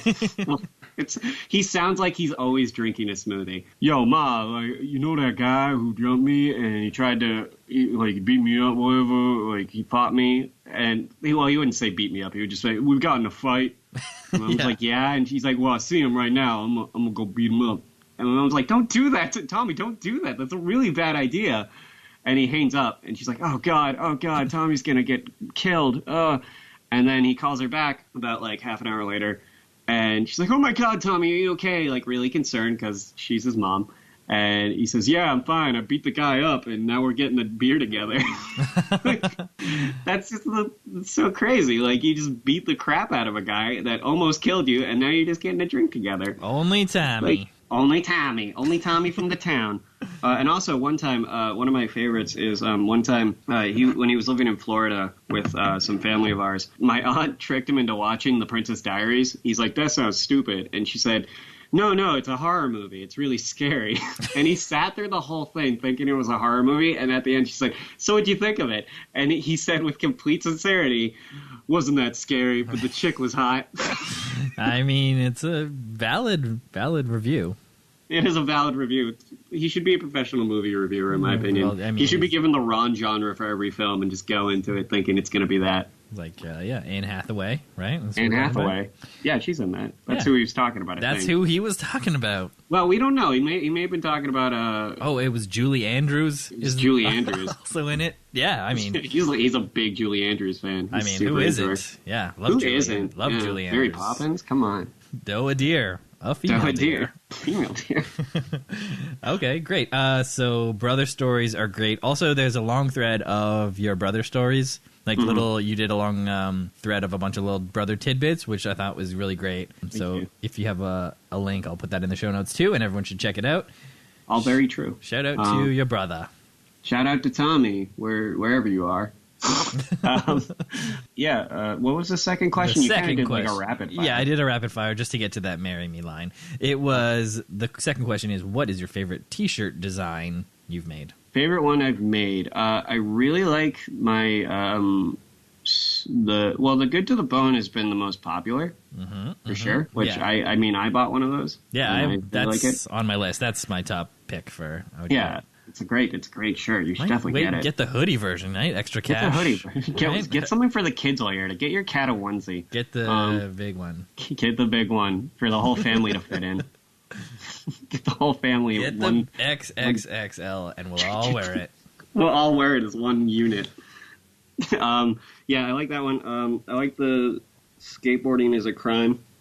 I don't skateboard, but I love the culture. What's isn't there there's a tagline on that skateboarding one. You just stepped on it. Skateboarding is a crime, ... and I friggin' love crime. That's what I'm talking about. But I don't love crime. If you're a cop, listen to me. I think as we've established, any police that are listening. That's just that's a funny goof. It's just a goof. Funny joke. I'm being ironic. It's art, guys. It can't be a crime. It can't be a crime because it's art. Yeah, true. Like Banksy can't go to jail. That's right. It's not illegal if it's art. True. I like that one. I also came out with a new one. Shout out to my store. Quick plug again. TeePublic. No, I'm not going to do it. It is teepublic.com/user/OneTrickToFunny. Same as his Twitter thing. Thank you. Appreciate that. I didn't want to do it myself. I drew my cat. Just a really fat ball on his back looking angry, because that's usually the position he's in. And I think it's really cute, and I just like how it came out a lot. So if you see that big orb cat, fat cat, give it a look-see. Fat cat big old fatty catty. Also, everyone that's bought something, thank you so much for the support. It really means a ton to me. And every time someone just messages me just saying, oh, I'm thinking of buying something, like that alone is wild to me. Like, it's so flattering, very, very cool. Maybe that's the last time I cried in front of a person, because it was like, they bought a thing from me. But then I saw something really funny, and that became the time. So yeah, the tear was there from the one thing, and there's the other thing that kind of made it jump out. But yeah, shout out to all of the listeners who have bought Nick's shirts. They're very great. I am thinking about getting one. Might do it. Probably will get that Good to the Bone one, but I kind of want to wait till the next wave of designs come out, because so many people already have those ones, right? Like, when I appreciate people buying them when they do, but I always feel bad when someone messages me like, "Hey, stop coming out with new designs because I just got something and now I want that one," and it's like, crap. Well, just get it. Yeah, maybe just order it also. Yeah, order it as well. But I mean, people aren't made of money. No, but I know of. You got to do what you can. You got to save up. And Spend it on t-shirts online. Sorry for any sentient piles of cash out there. Didn't mean to call you out like that. Yeah, so I like Good to the Bone. I like Crime. I don't like Crime. I like the shirt. No, yeah, we've made that abundantly clear. Thank you. I just feel like I really need to reiterate it because I don't want to go to Twitter jail. That's a real thing. Don't. Yeah, it's a real thing. It's a private DM that only the worst of the worst of Twitter are invited to. Scary stuff. It'll just be me, common white girl problems, and Dory the fish. Just shooting the shit. Yeah, just shooting the shit and still, but we all repeat each other. Oh yeah, it's like, oh, he did a good joke. I'll just wait. It's like I'll wait a few minutes and then say that joke again. It's like the guy who hears you say a joke but nobody else heard, and he just repeats it louder, and everyone gets a laugh. Like, oh yeah, nice one, Dory. That's a very good analogy. Yeah, or metaphor. I don't know. All right, and the final question, I don't think you've answered. I don't think that was a question. I think it was a demand. Yeah, I guess there's not a question. Marry me. I guess that's how it works in England. You just walk up to someone and you demand it. I'm going to have to say no to that, only because I know you're not doing it out of love. You're just doing it to get a green card so you can live here. Yeah. Yeah, so nice he's tried try. that. Yeah, he's tried that with other people. He's tried that before. Yeah, nice try, buddy. Nice try, Tom. I think I would see through your ruse. You're a little bit smarter than that. Yeah. Maybe show some commitment first. Buy me dinner. Ooh. Yeah. Scrub is a guy on the passenger side. Trying to marry me. Shout out to TLC. Shout out to TLC. Thanks. Don't go chasing waterfalls. Thank you to Tom for that lovely question and lovely demand. But unfortunately, he will not be marrying you. The next question comes from Matt at Mr_Veritas. Now, let's get into it. Question 1. What's your perfect album? One with no flaws. Every song is great. Okay. I've got a couple that come to mind. So I'll name like 3. Queens of the Stone Age, Songs for the Deaf. I love that album. It was the second album I really was just like obsessed with, and I just kept listening front to back. It's just a really great album. The whole, like, the theme of the album, I guess, is just ride through the desert, like the California desert, and just going between these different radio stations. Yeah. So between songs, it'll just like cut out and into different radio stations. It's such a cool thing. It's just really neat. Yeah, it's a little interesting, all those like sort of skits almost, right? Yeah, like I'm not really one for skits, except for Snoop Dogg's Dog Pound album or whatever, because that one has some really good skits. Okay. But yeah, it works really well there, and just thematically, it's just a very cool album. And I just love Queens of the Stone Age. Weezer's Pinkerton, love that album. Very sad, very not like just emo, like my heart got broken by a girl. I like this girl, but she doesn't like me, sort of stuff. And I love that. That one is sad. Yeah. She likes girls and not me, and it's like, yeah. All right. That'll happen. It's very relatable. And then the another one, brand new, Devil and God Are Raging Inside Me. Really love that album. Now we're talking my language. Love brand new. I actually was just messaging Will today about the new album and how that one song sounds exactly like Modest Mouse. We were talking about it. Yeah, it's so weird. They've just been on tour with them so much, I think they just picked up on their sound. That's what Will said as well. He also said he thinks that it's sort of brand new, taking on a different band style for each of the songs. So it's an interesting thought about it. I could definitely see that. This is really, I didn't even think about that. Because that one song, Same Logic / Teeth, really lays on the Modest Mouse very heavy. It was ghost written by Modest Mouse. Yeah, but now that the fact that they were on tour together kind of makes more sense. It does. It absolutely does. Like, it just kind of leaked over. It's kind of just like, ideas inspire other ideas, or you just take inspiration from different places. Yeah. Or maybe they're tweet thieves. I don't know. Yeah. Just Isaac is just sitting beside Jesse as he's writing the song. He's like, do a deep voice part. And Jesse's like, oh, deep voice part. That's good. Yeah, okay. For sure do that. Do a deep... All right, yeah, that sounds good. That's good. And you can actually hear it on the track. Yeah. But yeah. Oh, yeah, Devil and God, one of the best. God, love that album. Very good. I know a lot of people's favorite is like Deja Entendu, but Devil and God to me is just fantastic. Yeah, that's like the layman's fan is the Deja Entendu fan, because that's when they first broke big, right? That is, when they first hit the mainstream. But the other albums, talking Daisy, talking Devil and God, those are the ones where they really expand their sound. So Mm-hmm. Yeah, love Brand New, and sorry for anyone who's not a Brand New fan for that little Brand New tangent. Welcome to the podcast within a podcast, the Brand New fan cast, where we just talk about Brand New and all the brand new things with Brand New. It's a brand new podcast. Brand new stuff. Jesse Lacey and the gang, what are they up to next? The gang? Yeah. Yeah, I actually... Vinny and the rest of the guys? Yeah, it's great. Vinny, Cheryl Brady, Scooby, they're all there. No, Vinny's the actual guy. That was correct. They are the actual guys in the band. But I love that album. It's very good. A lot of sad, a lot of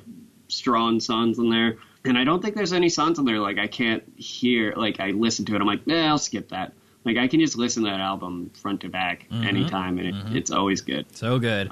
We saw them, my wife and I, when they were touring that Devil and God, and it was a great show. I've seen them a couple times, but that one was really nuts. Like they piled all the drums together on stage, and everyone was banging drums at one point for that "Welcome to Bangkok" song, and it was that was. I actually went to that tour as well. Not the same show as you and your wife. Unless I'm secretly your wife, spoiler alert. Maybe. It was Montreal. It was the Montreal show. It's the Montreal show. But I went to them in Connecticut. Boston, I go to a lot of concerts, and this is just a side thing.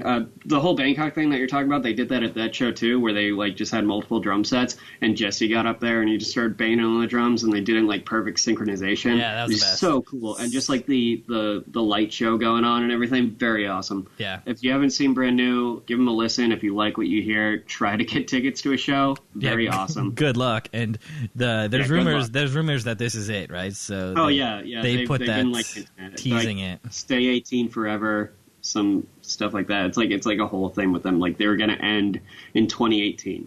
Yeah, that's the big thing. But it's great that they came out with a new album and they just like released it early. Very awesome. But the thing that's weird about Connecticut shows, Boston shows, like Massachusetts shows, people get crazy, and like the song could be like a slow like dance song, but people will still mosh each other depending on the band.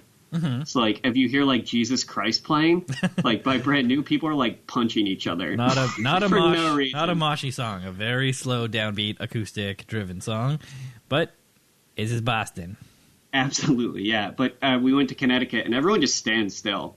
Like, it was just pure just standing still. Right. It was very creepy. I was very weirded out by that. And I was able to get to the front very easily, so that was kind of nice. That is nice. It's like, in those mosh crowds, it's like a lot tougher to get at the front. You might get a foot in the back of your head. But right. I guess, it was weird to me because I'm used to just like getting punched. Elbow your way up there, yeah. I was like, oh god, this is so strange. Why is everyone so nice to each other here? Why do they just want to hear the music? Yeah, everyone just wants to stand respectfully and enjoy the sounds. No one's kicking me in the face. Yeah, so great band. Great, hopefully that answers your question, Matt. Hopefully. Now, his second question is, I think we've already touched on this, thoughts on Microsoft purposefully neglecting MS Paint? Ooh, we did touch on this a little bit. I think it's very messed up. It's like having a son that you didn't really, like, you knew was around. Like, it's like, this is my kid. He's not doing a whole lot, though. He's not very, like, well-known with people. I'm just going to, I was going to say kill the kid, but that's kind of really just dark. Like, drain their college fund. And just going to drain their college fund. I'm cutting them off completely. They haven't done anything wrong. They're cute, but, like, I just, get out of here. Yeah, get out of here. On your own, don't buddy. Fit my new lifestyle. Yeah, you're on your own, pal. Yeah, it's we're like moving. Donald Trump's secret daughter. Yeah, we're moving. No, not you. No, not you. We're moving. We're moving. The family. We're moving on to Windows 10, and guess who isn't coming? Get out, loser. All right, well, forget. I mean, they are announced that they're bringing it back, right? There was a backlash. They just decided, like, they're making it a downloadable app, so if you want it, right? Okay, well, I guess a little bit of a compromise. It's a little bit of a compromise, but I think everyone should have access to it, and you shouldn't have to download anything. It should just be there. Yeah. Like the calculator tool. Get rid of the calculator. Get rid of the calculator. Get rid of that. Get your priorities together. Come on, guys. Minesweeper, get out of there. Yeah, Minesweeper out of there. All right. Put Chip's challenge on every computer. Chip challenge. Okay, so now we have reached the final question of the show. Been a long journey. And I'm checking with my producer, and he's saying that yes, this is the longest episode ever. So wow. Thank you to to the producer here, producer Frank, for Thanks, that. Frank. Great guy. So congratulations to us for making it through this marathon, and thank you to the listeners. I might have to make this a two-parter. This is the part where I'm deciding if I'm going to make it a two-parter. Maybe I will. That's exciting. I'm a very exciting... People will be waiting with bated breath to hear what I have to say about cornbread. I just love talking. It'll be almost 2 hours of great cornbread reps and movie references where you don't know the movie. A lot of good stuff. A lot of, like, couching your crimes from police that might be listening. Longest/worst episode ever. We'll see what the Yelp reviews have to come back, but... I like that your podcast gets reviewed on Yelp. What cuisine is it listed under? Yeah, it's under delicious audio. Oh, ooh. Audio pizza. So, here we go. The final question comes from Jimmy at Jimmy Tarosian. Woo! Good pal. Good guy. His question, what are your top 50 Korn songs? Top 50 Korn songs. Okay, number one. Are you doing it in, you should do it in reverse. Oh, okay, you're right. Or like 50 down to 1. Okay, so let me do it in reverse. Okay. 50, coming in at number 50 to number 2. Coming in at number 50 to number 2, I'm going to have to go with, oh man, I can't remember the name of the song, so never mind. I'm going to go with Adidas. That's the song I'm going with. They do have one called Adidas? Okay. Yeah, it's an acronym for All Day I Dream About Sex.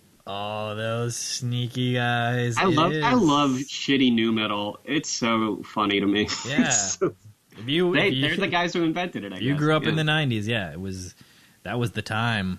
That was the time. The late 90s. Just Limp Bizkit. Limp Bizkit was great. Ooh, Wes Borland on the axe.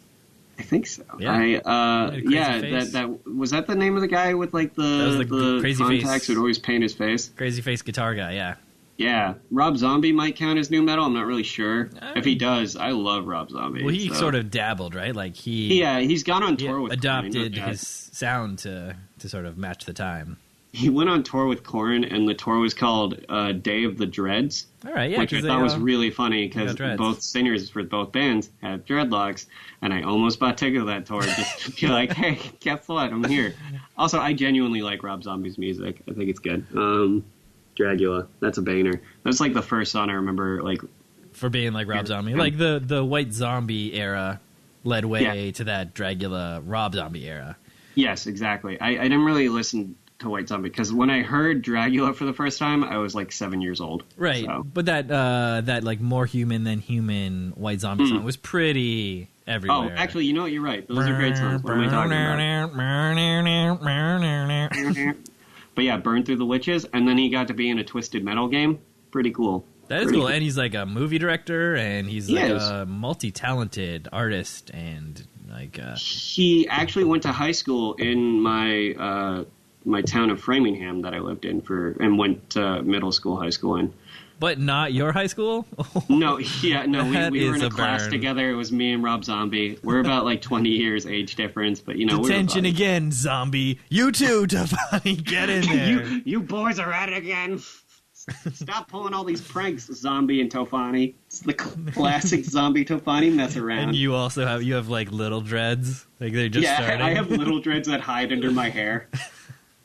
And we both just like look at the camera and smile and kind of shrug, and the audience laughs and they clap, and that's our sitcom. Filmed in front of a live studio audience.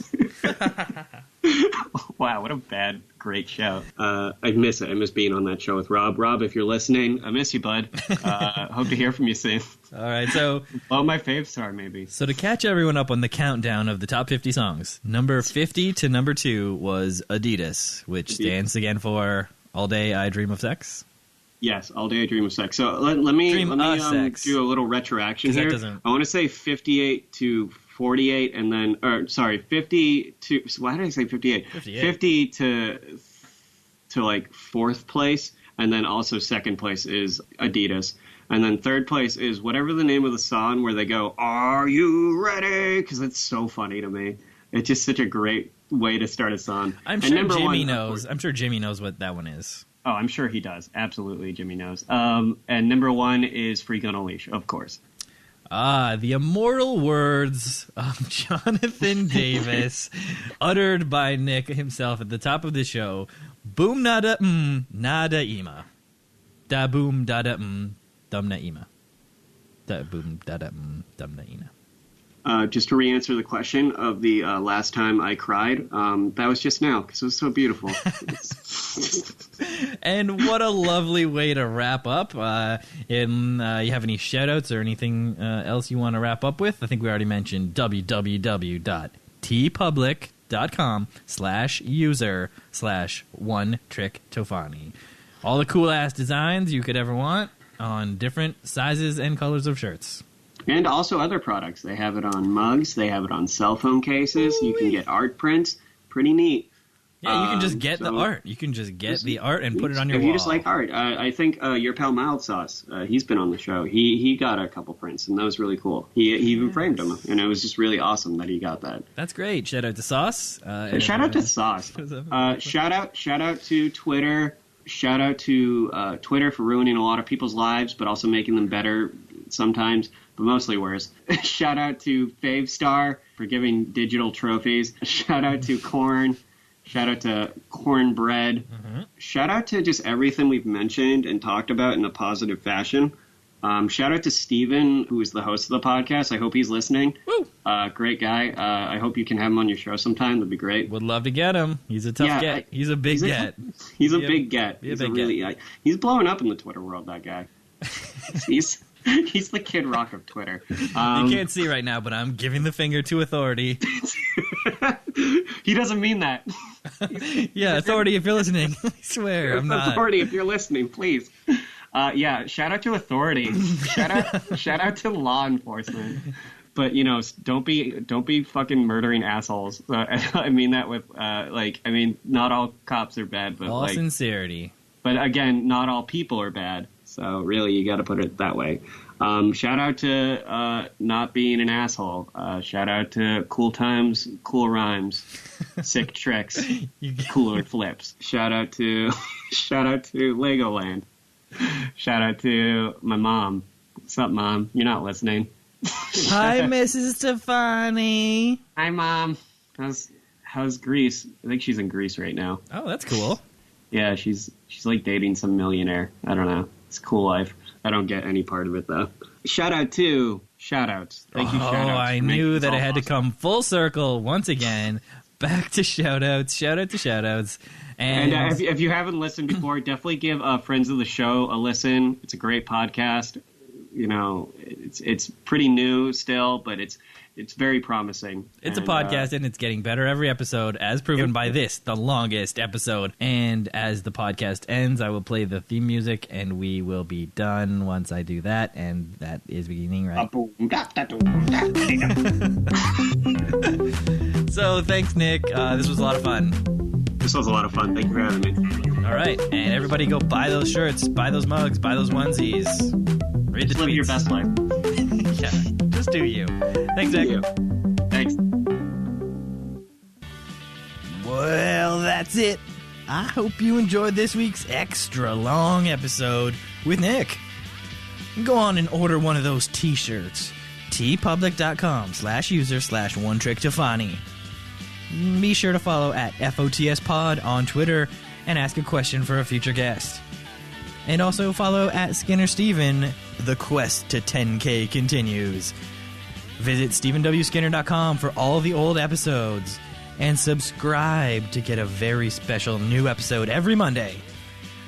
Thanks to Ruby Coast for providing the music. And thank you so very much for listening. Have a great one.